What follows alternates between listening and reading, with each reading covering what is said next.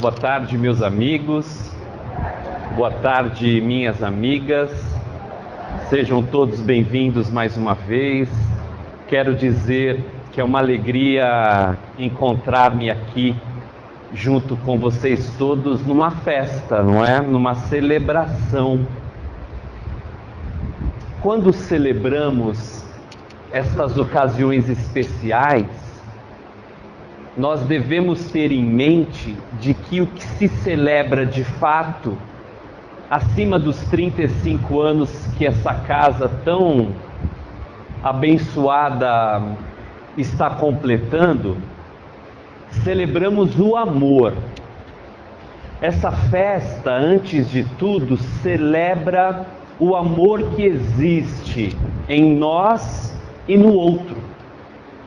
O amor que essa casa, há 35 anos atrás, ousadamente, corajosamente, enfrentando as naturais adversidades e dificuldades que nós todos conhecemos, estabeleceu.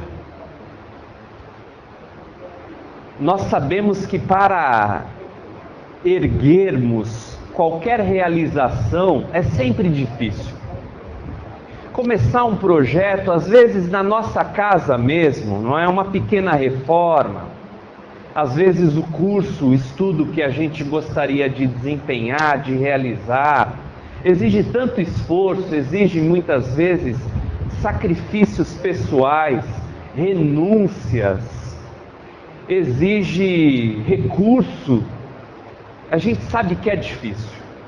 Portanto, estarmos aqui hoje, acima de tudo, celebra a nossa capacidade realizadora, o amor que podemos distribuir aos outros. De certo, quando o seu Pita foi inspirado pelas forças do alto para erigir, para erguer, para construir uma casa assistencial, ele deve ter mesmo se preocupado, né, amigos?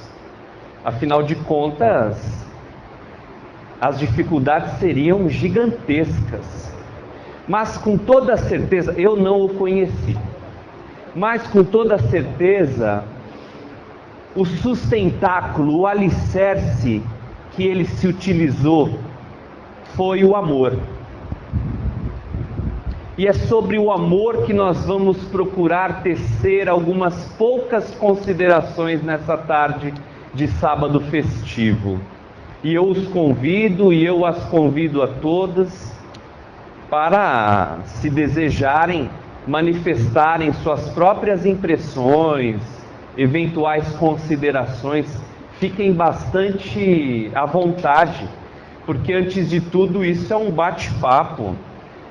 Nós não temos e nem gostaríamos de ter qualquer atitude professoral, porque não dominamos coisa alguma. Mas é sempre um prazer trazer algumas considerações, alguns olhares daquele que foi o amor de todos os amores de nossas vidas. Como sabemos, o Mestre Jesus.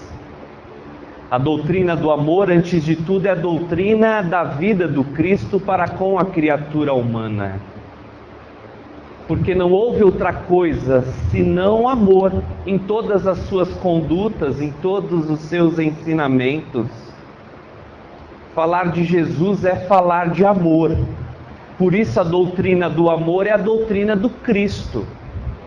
E naturalmente entendemos também que a doutrina do amor, sendo doutrina do Cristo, é também a doutrina que ele promete aos homens. E é exatamente essa passagem que eu gostaria de lhes trazer nessa tarde. Jesus encontrava-se reunido com os seus discípulos e ele trazia considerações, apontamentos muito significativos. Jesus, antes de tudo, transmitia-lhes esperança. Jesus lhes apresentava um novo mundo que se desdobrava perante cada um de uma maneira diferente, mas especialmente trazia esperança à criatura humana. Entretanto, Jesus também considera que determinadas aquisições humanas, que determinadas ações precisam estar pautadas em sentimentos bastante nobres. Se os nossos sentimentos não forem nobres ou ainda enobrecedores de alguma forma, às vezes muito pouco a gente pode fazer. E nessa ocasião especial, Jesus prometia aos discípulos, prometia àqueles todos que estavam ali ao lado dele, uma esperança de trabalho, de renovação, de construção, de aprendizado e de ação no bem. Jesus prometia que num determinado momento, todas as lições de amor que ele até então havia legado à humanidade se perpetuariam ainda mais intensamente. Ele, ao redor dos amigos, diz: se vós me amais, guardai meus mandamentos, e eu pedirei a meu Pai, e ele vos encaminhará um novo Consolador, que o mundo não pode ainda receber, porque não o vê e absolutamente não o conhece. Mas o Consolador, que é o Espírito Santo, que meu Pai enviará em meu nome, estará convosco e permanecerá entre vós. Ele, o Consolador, vos ensinará todas as coisas e vos fará relembrar ainda de tudo aquilo que eu vos tenho dito. Foi uma promessa do Cristo para cada um de nós. É como se Jesus fixasse o seu olhar no nosso, dizendo: eu prometo que eu vou pedir para o meu Pai que Ele envie um Consolador que vos ensinará todas as coisas e vos fará relembrar tudo aquilo que eu vos tenho dito. Ora, Jesus não prometeria algo que Ele não pudesse cumprir. Jesus não haveria de criar expectativas falsas. Jesus não haveria de nos iludir, de nos enganar. Portanto, a promessa do Cristo é, antes de tudo, uma promessa viva. É uma promessa que se expressa em vivos fundamentos de amor e fraternidade para com todos. E Jesus então nos promete a vinda de um Consolador. Entretanto, para isso, na própria afirmativa do Mestre querido, eu não diria que ele impõe uma condição, mas ele estabelece essa condição. Ele diz: se vós me amais, guardai meus mandamentos. Jesus esperava que da nossa parte nós pudéssemos ter amor a Ele, porque uma vez portadores do sentimento do amor para com Ele, nós deveríamos guardar-lhe os ensinamentos, guardar-lhe os mandamentos. Nós precisaríamos assimilar suas lições, para que então, compreendendo-as, sentindo-as, nós pudéssemos vivê-las em nós mesmos, porque as lições de Jesus não são aquelas unicamente para serem vislumbradas, ou vistas, ou lidas, ou sabidas. As lições de Jesus não são aquelas para serem apreciadas no campo da impressão evangélica, por exemplo. As lições do Cristo, antes de tudo, são lições para serem vividas. Quando Jesus então nos ensina algo, é porque Ele, como Mestre soberano, sabe e reconhece inclusive que esse algo que Ele ensina é melhor para cada um de nós. Há pessoas naturalmente que veem na lição de Jesus complicações inúmeras, dificuldades extremadas, às vezes impossíveis de serem colocadas na pauta das realizações. Por exemplo, quando Jesus pede-nos para perdoar não 7, mas 70 vezes 7 vezes, Ele está dizendo, perdoa infinitamente, perdoa enquanto errem contigo. Agora, é fácil colocar isso em prática? Evidente que não. Evidente que não. Sobretudo aquele que sofre a injúria, que sofre o crime, que experimenta a dor, o sofrimento. Mas Jesus ainda insiste na pergunta de Simão Pedro: quantas vezes eu tenho que perdoar o meu irmão, aquele que erra comigo? 7 vezes? Jesus, não! 70 vezes 7 vezes. Então vejamos que as lições de Jesus são imorredoras para nós. Elas não falecem de sentido e significado profundo. Antes de tudo, são lições eternas e universais. O Mestre Jesus não falava ao povo judeu, Ele não falava aos fariseus, Ele não falava aos samaritanos, Ele não falava aos seus discípulos, Ele falava para a humanidade inteira. Ele falava para cada um de nós, como ainda hoje fala. E Ele promete o Consolador, dizendo: olha, se você me ama, guarda o que eu estou te dizendo, guarda os meus mandamentos. Ora, mas quais são os mandamentos de Jesus? Podemos perguntar agora. Ele pedia para guardarmos o quê?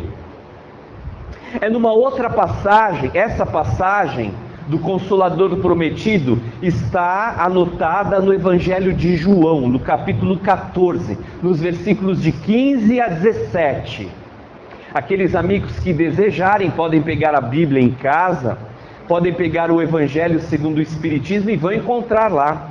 Na Bíblia, no capítulo 14 de João, e no Evangelho segundo o Espiritismo, no capítulo 11, no capítulo 6.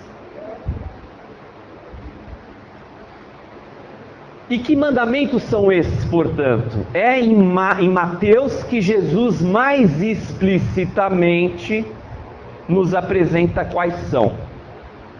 Uns fariseus se aproximaram do Mestre Jesus e um deles se destaca no grupo e pergunta a ele: Mestre, qual é o maior dos mandamentos? Era uma pergunta um pouco assim, provocativa, porque quem a fazia era um doutor da lei. O doutor da lei eram estudiosos da Escritura Antiga.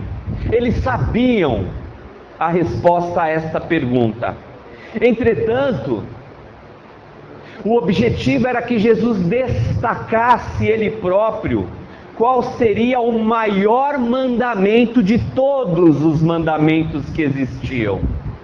Aquele que nós não poderíamos, vamos dizer assim, nós não poderíamos negar, ou ignorar, ou recusar em assimilar e aprender. E Jesus diz: o primeiro e maior mandamento, diz o Mestre Jesus, é amar a Deus sobre todas as coisas.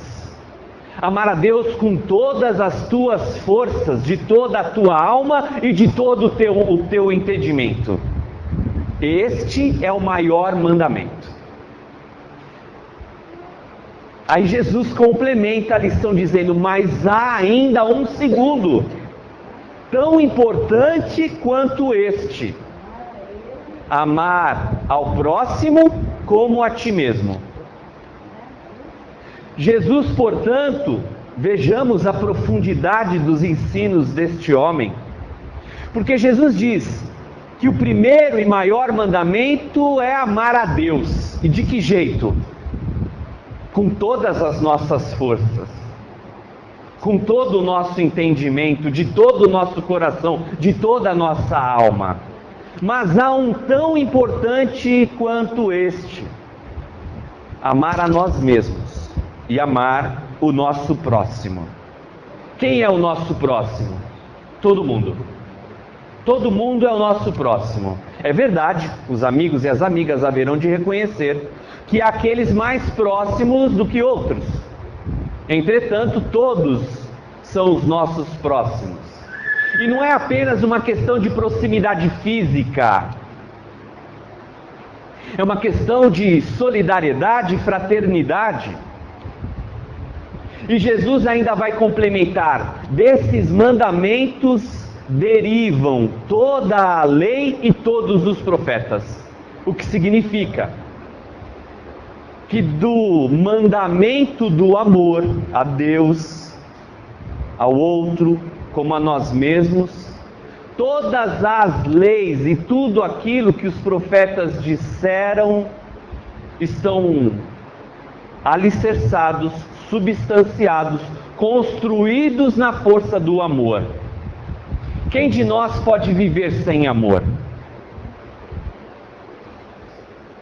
Não há criatura humana que possa passar a vida sem amor. E às vezes nós vemos, ou podemos identificar, aquelas pessoas que vivem uma vida inteira dizendo que não foram amadas, ou que não puderam ser amadas. Talvez essas pessoas, por maior que sejam as suas dificuldades, ainda não perceberam que elas foram amadas de alguma forma, que elas experimentaram o amor de alguma forma, mas que nem sempre reconhecem isso verdadeiramente. E todos nós, da mesma maneira, amamos. Há pessoas que amam outras pessoas, há pessoas que amam ideais, há pessoas ainda que amam coisas. Há pessoas que amam somente coisas. Digamos que aquele amor instintivo, ainda primário, que com o tempo se elaborará, se aprimorará, mas a criatura nasceu para amar. E por conta disso, e somente por conta disso, edificações como esta existem. Porque o propósito, antes de tudo, é promover em nós algo do amor que já temos e que já podemos. Que já temos e que já podemos experimentar. O único título que Jesus assume para si, como sabemos, é o título de mestre, o título de professor. Quando disseram para ele que ele era bom, Jesus recusa o adjetivo. Ele recusa essa qualidade, afirmando: bom é meu Pai, porque todo bem dele emana. Mas mestre, eu sou o mesmo. E disseste bem, porque eu de fato sou. Ora, se Jesus é mestre, se Jesus é professor, qual a missão dele na terra? É ensinar, não é? Um professor, pela natureza da sua função, ensina. Pois é, não é? Ensina. Então Jesus veio ensinar algo, não é verdade? Quem ensina, ensina alguma coisa. É verdade que todas as lições do Cristo são lições eternas, mas elas podem ser resumidas, se assim podemos dizer, numa única força. Ou seja, Jesus veio nos ensinar a amar. É isso. Ele ensina um monte de outras importantes e indispensáveis coisas, mas ele ensina essencialmente a amar. E por quê? Jesus não veio ensinar matemática, ou ensinar português, ou qualquer outra disciplina que um dia a gente conheceu.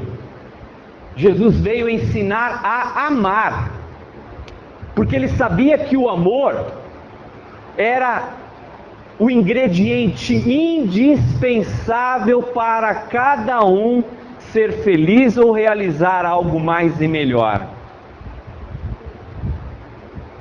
Quando Jesus nos ensina a amar, Ele na verdade está nos ensinando a ter um propósito da vida,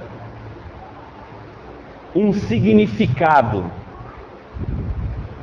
Por que vocês estão aqui, por exemplo? Reflitam para si mesmos.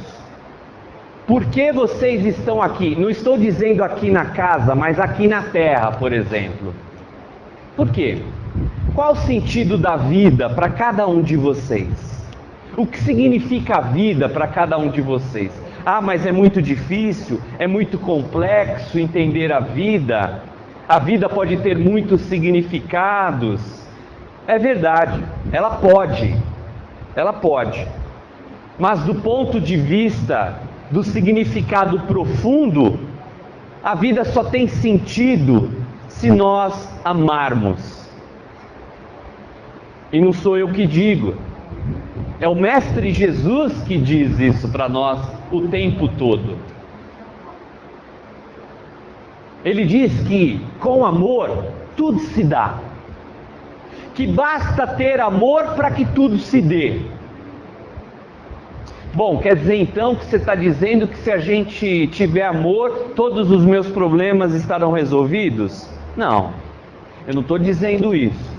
Mas eu estou dizendo que se a gente tiver amor, nós vamos ter comprometimento, nós vamos encontrar motivos para vencer, para lutar, para nos esforçarmos, para trabalharmos e fazermos o melhor. Agora, uma pessoa que não ama a vida, essa vai se entregar às circunstâncias frágeis e sem significado da própria vida. Essa passagem também está no Evangelho de João, no último capítulo, de número 21. O Evangelho do João é dos mais extraordinariamente belos que a gente pode encontrar entre os 4 evangelhos canônicos, aqueles que se encontram no Novo Testamento. E João, no capítulo 21, vai dizer que Cristo, que Jesus já tinha sido crucificado e morto. Ele já tinha morrido, portanto. Entretanto, ele permanece entre os amigos ainda durante algum tempo. Jesus iria ficar materializado entre os discípulos, entre os 500 da Galileia, por exemplo, porque Jesus transmitiria ainda lições que não podiam ser ignoradas ou desprezadas, e vocês podem imaginar, porque estava todo mundo preocupado, temeroso, tenso, inquieto, porque afinal de contas Jesus já tinha morrido, já tinha sido capturado, crucificado e morto. Então Jesus passava algumas lições definitivas. E essa era a terceira vez que ele se encontrava com os discípulos, transmitindo importantes e decisivas lições. Simão Pedro, haveria de assumir, por força missionária, a tarefa de edificar a chamada Igreja de Jesus.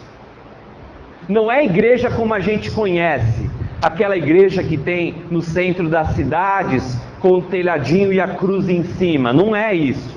Mas é uma reunião entre pessoas, entre cristãos, que tem como objetivo trabalhar em nome do Cristo, aprender em nome do Cristo. E era a terceira vez, portanto, que Jesus se materializava entre os discípulos. Ele chega para Pedro, particularmente, olha fixamente no olhar de Pedro e diz: Pedro, filho de Barjonas, tu me amas mais do que estes? Essa é a pergunta que Jesus faz a Pedro. Ele pergunta: Pedro, tu me amas mais do que estes? Estes eram os outros discípulos. E Jesus quer saber de Pedro se ele o amava. Pedro diz: Senhor, eu te amo. Jesus então responde para ele: então apacenta as minhas ovelhas. Apacenta é cuidar das minhas ovelhas, alimentar as minhas ovelhas, nutrir as minhas ovelhas. Jesus responde a ele: então cuida das minhas ovelhas. Aí pela segunda vez, Jesus pergunta a Pedro novamente: Simão Pedro, filho de Jonas, tu me amas? Ele de novo responde: Senhor, eu te amo. E Jesus então lhe diz de novo: então cuida das minhas ovelhas. Apacenta as minhas ovelhas. Quem são as ovelhas do Cristo? Além de mim? Todos. Vocês.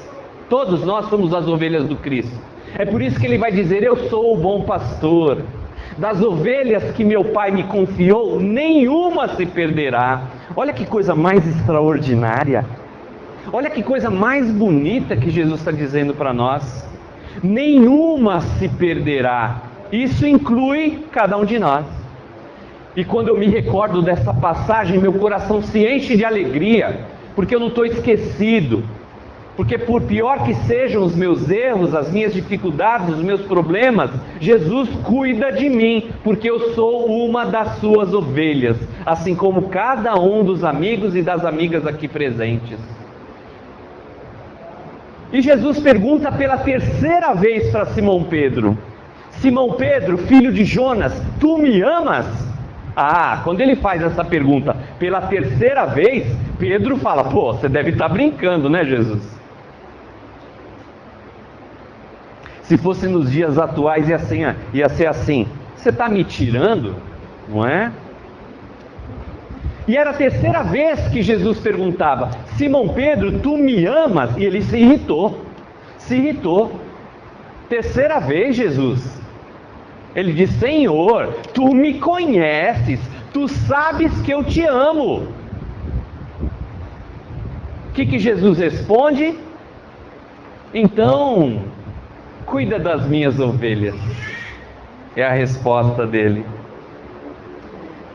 Eu fico pensando, nenhuma lição do Evangelho é destituída, é desprovida de significado. Toda lição do Evangelho tem sentido profundo, tem simbolismos importantes, tem ensinamentos valorosos. Aí eu fico pensando, bom, Jesus não iria perguntar 3 vezes para Simão Pedro se ele o amava a troco de nada. Deve ter algum sentido nisso, não é verdade? Jesus faz as coisas com plenitude de significado e sentido. Por que então ele perguntaria a Pedro 3 vezes se Pedro o amava? Ele sabia que Pedro o amava, não sabia? Lógico que sabia. Pedro estava lá. Depois da negação, Pedro se redime na sua missão de amor e se entrega a Jesus. Jesus sabia que ele amava, Jesus sentia isso em seu coração. Mas ele pergunta 3 vezes: por que será? Jesus pergunta 3 vezes para Simão Pedro por que ele ama, porque o amor é importante. Porque é do amor que nós precisamos. Porque quando a gente tem amor, as dificuldades que surgirem vão sendo superadas por força do amor de Deus à criatura humana. Porque quando temos amor, criamos as condições para acharmos soluções. Tem aquele ditado, né? Diante do problema, o pessimista só enxerga problema e dificuldade. O otimista vai enxergar problema, mas vai procurar soluções, alternativas, possibilidades. Sabe aquela pessoa que só vê negativamente as coisas? Vocês lembram do desenho animado daquele leão e da hiena? Vocês lembram disso? Lembram, amigos? O leão e a hiena que dizia assim: ó céus, ó vida, ó azar. Não era? A hiena Hard e o leão Lip. Passava na TV um desenho do Hanna-Barbera. É que vocês são jovenzinhos, mas é da minha época. É porque é. Tinha essa hiena que só via dificuldade. Então sempre que o leão Lip dizia: olha, vamos fazer isso aqui, por exemplo, para ganhar dinheiro, para a gente poder construir a nossa casa, etc. Ela dizia: ó céus, ó vida, ó azar. Tem gente que é assim a vida inteira. Chega perto da gente: vamos fazer isso. Ah, mas é uma dificuldade para fazer isso, né? Dá um trabalho, cansa e só encontra dificuldades. Só que Jesus não é o centro da dificuldade. Jesus é o centro das soluções. E ele diz: apesar das dificuldades da vida, não se lamente. Ele diz: no mundo encontrarás aflições, mas tem de bom ânimo. Ele fala: porque eu venci o mundo. Ou seja, o mundo é o que o mundo é. Cheio de problema, cheio de corrupção, cheio de violência, cheio de maldade. Mas nós não. Nós não. É a minoria que faz a gente perceber isso. É o Ibope, é a televisão que só fala disso. Mas nós não seremos assim. Vós sois os meus discípulos, diz o Mestre Jesus. Ele vai dizer assim: sabeis que entre os gentios há príncipes e vassalos, e entre eles os grandes exercem autoridade sobre os pequenos. Mas ele vai dizer: mas não será assim entre vós. Entre vós. Não será assim entre vós. Aquele que dentre vós quiser ser grande, seja o servidor de todos. Aquele que dentre vós quiser ser o primeiro, seja então o que mais sirva. Tal qual o Filho do Homem, que não veio no mundo para ser servido, mas veio no mundo para servir.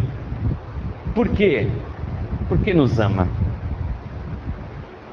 Porque nos ama.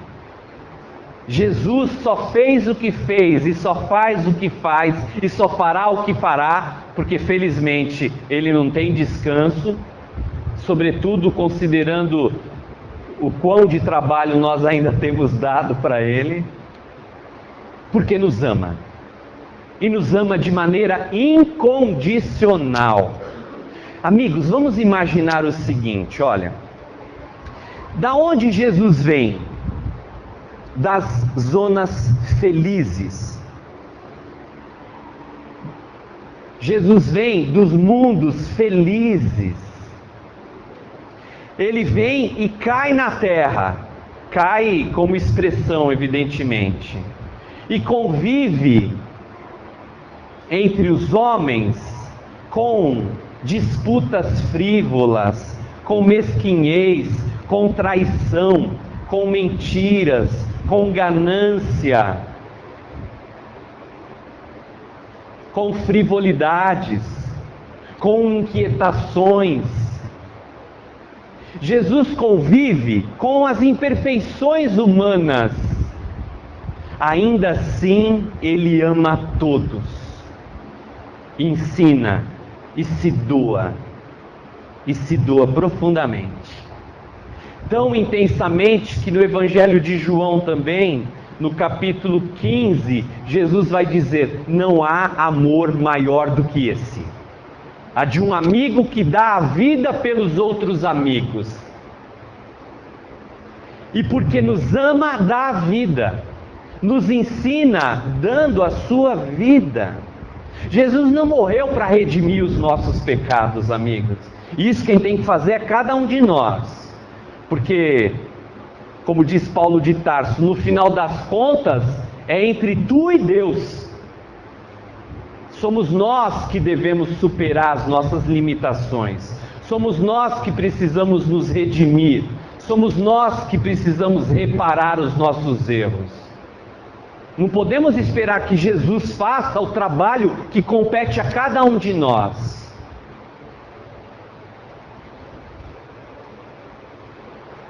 Lembremos, amigos e amigas, que todas as vezes que Jesus cura alguém, Ele se aproxima do enfermo, se aproxima do doente e pergunta a ele: que queres que eu te faça? Jesus sabia o que era necessário. É como um médico que, depois de examinar a gente, sabe qual é o nosso problema. Ele, médico dos médicos, ele tinha o diagnóstico.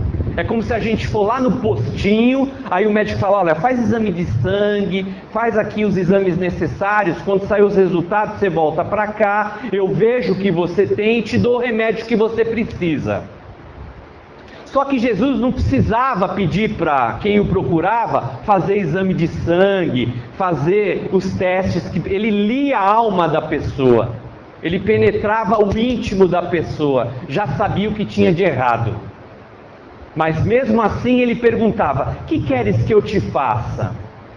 Imaginemos Jesus aqui na nossa frente, na frente de cada um de vocês. Ele se aproxima amorosamente e pergunta: o que você quer que eu te faça? O que você quer que eu te faça? A gente pode dizer assim: ah, Jesus, não sei, faz o que o Senhor quiser. Não é? A gente pode falar isso: ah, Jesus, faz o que o Senhor quiser. Ué, mas como fazer o que eu quero? Ele, quando nos pergunta isso, ele quer saber o seguinte: você sabe o que você precisa? Se você souber o que você precisa, fala para mim, que eu te ajudo. Agora, se você não sabe, aí o buraco é mais embaixo. Porque a responsabilidade é sempre nossa. Ele dizia: vinde a mim, todos vós que estáis cansados e sobrecarregados, que eu vos aliviarei. Jesus não disse assim: vinde a mim todos vós que estáis cansados e sobrecarregados, que eu vou resolver o teu problema. Não foi isso que ele falou. Ele falou: eu vos aliviarei. Mas a iniciativa de ir até ele é do sujeito, é da criatura, é de cada um de nós. Isso também é amar. Porque o pai que resolve os problemas do filho só para resolver os problemas do filho não educa, não ensina, né? Se a gente pegar a tabuada do filho ou da filha e falar: vem cá, deixa eu resolver a tabuada para você, você leva para a tua professora de matemática com a tabuada resolvida. Ele vai aprender matemática? Vai aprender a tabuada? Não vai. Ó, isso é óbvio. Se a gente resolver o problema do outro, em primeiro lugar, é uma ilusão. O outro não aprende o que precisa. Então, amigos e amigas, é imprescindível reconhecermos que a figura de Jesus para conosco é aquela de quem ajuda educando, de quem ama ensinando e de quem faz exemplificando. Conta-se que Madre Teresa de Calcutá, vocês sabem muito bem quem é. Ela é conhecida como a Santa das Sarjetas. Ela viveu uma vida inteira dedicada aos pobres, aos enfermos, aos menos favorecidos. A vida inteira. Nessa tarde, Madre Teresa de Calcutá estava com uma pessoa que tinha lepra, que tinha o mal de Hansen. Era um leprosário, um local onde as pessoas ficavam segregadas, separadas. Ainda existe, sobretudo na Índia, sobretudo naquela região da Ásia. E Madre Teresa de Calcutá estava limpando as feridas, os tecidos carcomidos pela lepra, aquelas ulcerações, e ela limpava, cuidava desse enfermo com todo amor e dedicação e atenção e zelo. E nesse dia, ela estava sendo acompanhada por um grupo de jornalistas que estavam acompanhando o dia a dia da Madre Teresa de Calcutá para escrever uma reportagem sobre ela. E ela limpando os enfermos lá, cuidando deles com o maior carinho, o jornalista se aproxima dela e diz: "Ô Madre, eu não faria isso, o que a senhora está fazendo, nem por $1 milhão. Sabe o que ela respondeu para ele? Eu também não, meu filho. Eu também não. Por quê? Porque ela fazia por amor. Ela cuidava dos enfermos sem esperar nada em troca. Ela cuidava porque amava. Cuidava porque ele era um irmão em Cristo. Cuidava porque o papel dela para ela mesma, para consigo mesma, para a sua consciência, era aquele de doar. Era de doar. Quem tem amor dentro de si, doa o amor que tem. Às vezes a gente espera que alguém seja assim ou seja assado, que alguém faça isso ou faça aquilo. E nós ignoramos, amigos e amigas, que a pessoa só pode dar o que tem. Ninguém dá o que não tem. E Madre Teresa de Calcutá deu o amor. Igual aquele menininho. Uma família, um casal tinha um casal de filhos gêmeos. E a menininha, de 8 aninhos, tinha um problema muito grave de saúde. Ela foi operada. O médico, depois da cirurgia, reúne a família e diz: olha, a operação foi um sucesso. Graças a Deus, a nossa intervenção foi no momento adequado e ela ficará boa. Mas nós precisamos fazer uma transfusão de sangue urgente. Ela precisa do tipo sanguíneo O negativo. E aqui no banco de sangue do hospital nós não temos as bolsas de sangue para fazer a transfusão que ela precisa. Nós precisamos encontrar com urgência, porque é um caso de vida ou morte. Se ela não receber o sangue, ela vai morrer. E nós precisamos encontrar um doador agora. Depois de fazer os testes, o menininho, o irmão gêmeo dela, também de 8 anos, tinha o mesmo tipo sanguíneo, O negativo. E o médico diz para ele: olha, então nós vamos ter que tirar o seu sangue para dar o seu sangue para sua irmãzinha. Ele diz imediatamente: tá bom. Ele se despede dos pais. Vai para o leito necessário, adequado, e tira o sangue. Uma bolsa de sangue, 2 bolsas de sangue, 3 bolsas de sangue ele doou.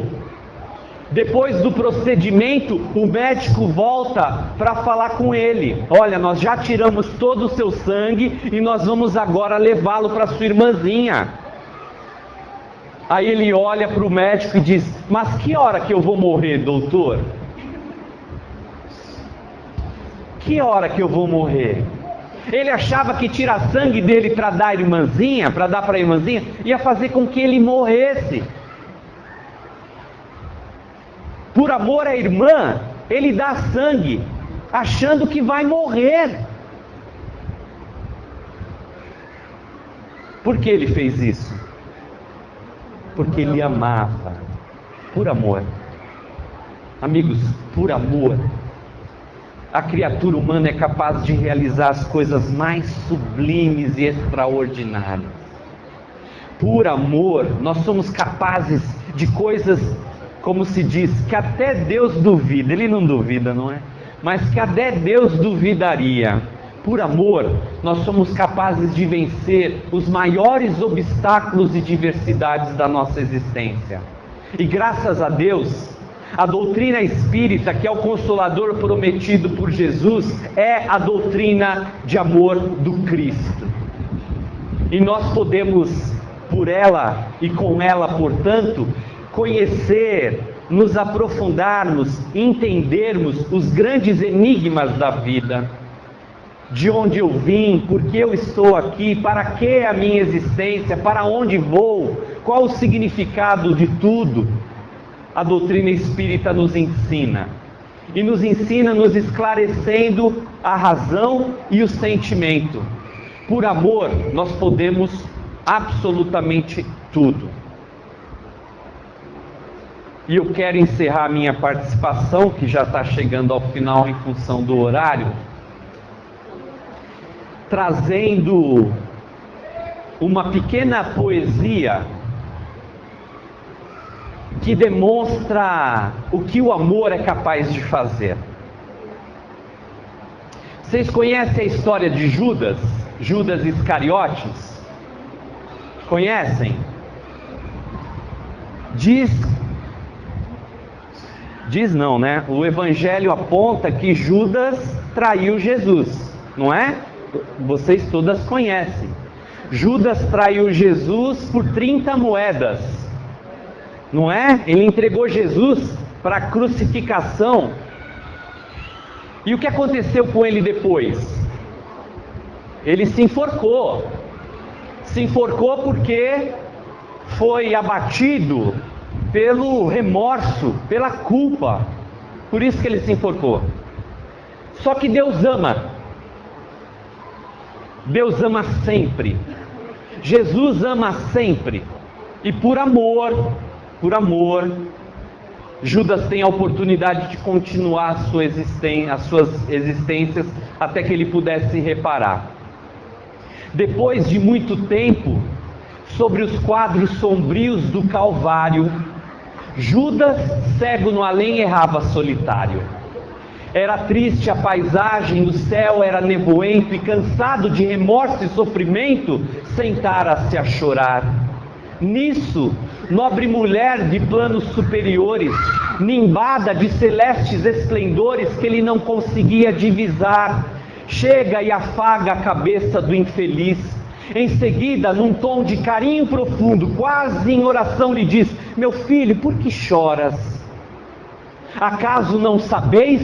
Replica o interpelado, e claramente agressivo diz: sou morto e estou vivo, matei-me, e novamente estou de pé, sem consolo, sem lar, sem amor e sem fé. Não ouvistes falar de Judas, o traidor? Fui eu que aniquilei a vida do Senhor. A princípio julguei poder fazê-lo rei, mas apenas lhe impus sacrifício, martírio, sangue e cruz. E em flagelo e aflição, eis aqui a minha vida agora se reduz. Afastai-vos de mim, deixai-me padecer neste inferno sem fim. Nada me pergunteis, retirai-vos, Senhora. Nada sabeis da mágoa que me aflita, nunca penetrareis a minha dor aflitiva. E dos lamentos que eu tenho, somente eu conheço. Ainda assim, disse a dama docemente: sei que sofres, sei que lutas, sei a dor que te causa, o remorso que escutas. Venho apenas falar-te, Deus é sempre amor em toda parte. E acrescentou serena: a bondade do céu jamais condena. Venho por mãe a ti buscando um filho amado. Sofre com paciência a dor e a prova, terás em breve uma vida nova. Não te sintas sozinho ou desprezado. Judas interrompeu-a e bradou, rude e pasmo: não me venhais aqui com mentira e sarcasmo. Depois de me enforcar no galho de uma figueira, para acordar na dor sem mais poder fugir à vida verdadeira, fui procurar consolo e força de viver ao pé da pobre mãe que me forjara ao ser. Ela me viu chorando, escutou os meus lamentos, mas teve medo de mim, medo dos meus sentimentos. expulsou-me a esconjuros, chamou-me monstro por sinal, disse que eu era unicamente um espírito do mal, intimou-me a terrível retrocesso, mandando que apressasse o meu regresso para a zona infernal de onde de certo eu vinha. Ah, eu detesto me lembrar da horrível mãe que eu tinha. Não me faleis de mães, não me faleis de amor, porque eu sou apenas um monstro sofredor. A dama calmamente, por mais que me recuses, eu não me altero. Amo-te, filho meu, amo-te e quero ver-te de novo a vida, maravilhosamente revestida de paz, de luz, de fé e elevação. Virás comigo à terra, perderás pouco a pouco o ânimo violento, terás o coração nas águas de bendito esquecimento, numa nova existência de esperança. Levar-te-ei comigo a remansoso abrigo, dar-te-ei outra mãe, pensa e descansa. E Judas, nesse instante, como quem olvidasse a própria dor gigante, ou como quem se desagarra de pesadelo atroz, perguntou: quem sois vós que me falais assim, sabendo-me traidor? Sois divina mulher irradiando amor, ou anjo celestial de quem presinto a luz? No entanto, ela, fitá-lo frente a frente, respondeu-lhe simplesmente: meu filho, sou Maria, sou a mãe de Jesus. Por amor, nós transformamos a vida das pessoas. Por amor, nós transformamos a nossa própria vida. E é por amor que essa casa existe para vocês. Parabéns, felicidades, até uma outra oportunidade, que Jesus os abençoe. Muito obrigado.